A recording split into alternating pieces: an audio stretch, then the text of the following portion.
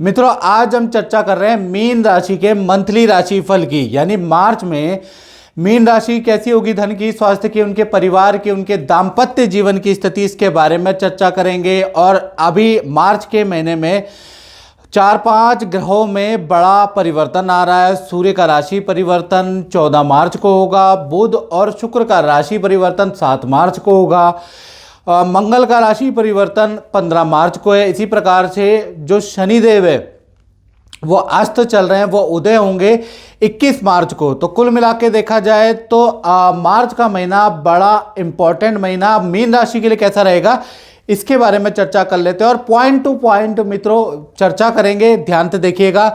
सबसे पहले हम स्वास्थ्य के बारे में चर्चा कर लेते हैं। तो स्वास्थ्य मार्च के अंदर मीन राशि वालों का अच्छा और बुरा दोनों प्रकार का रहेगा। लगनगत राहु है जो अच्छा भी रिजल्ट देंगे और बुरा भी रिजल्ट देंगे। एक जगह पे मार्च में आपकी धर्म कर्म में रुचि बढ़ जाएगी, काफ़ी पूजा पाठ करेंगे, कई मंत्र जाप करेंगे।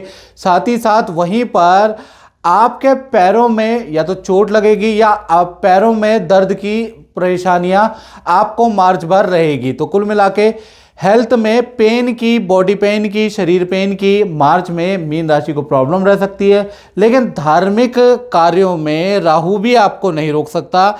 यानी कि धार्मिक कार्यों में आपकी रुचि, पूजा पाठ में रुचि, दान धर्म में रुचि, कोई भी ग्रह आपको वो काम करने से रोक नहीं पाएगा।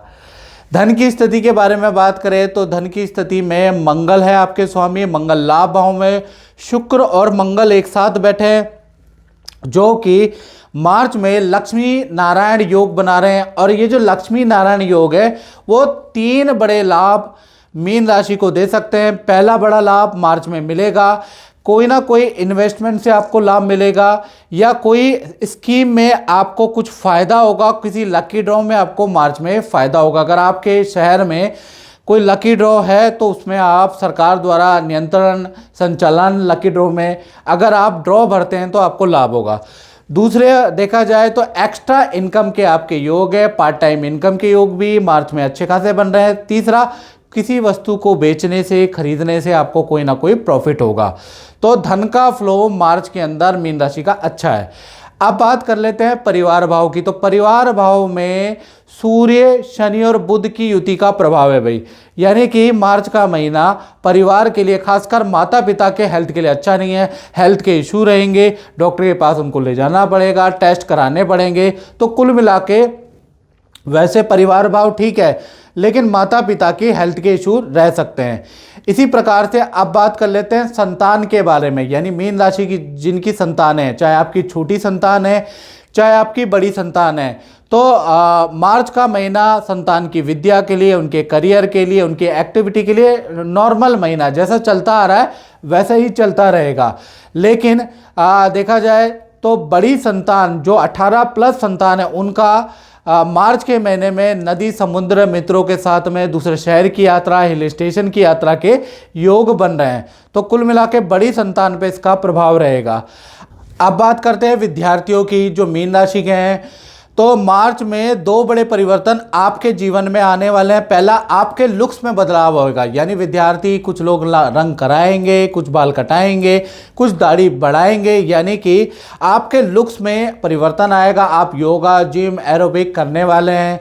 साथ ही साथ खान पीन में, डाइट में आप अच्छा खासा बदलाव करेंगे। यानी कि फिजिकली बदलाव मार्च में आएगा। करियर नॉर्मल है, विद्या नॉर्मल है।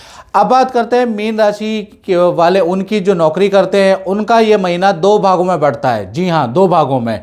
1 तारीख से लेकर 14 मार्च तक सूर्य, बुध और शनि की युति के कारण काम में गड़बड़ी पैदा होगी।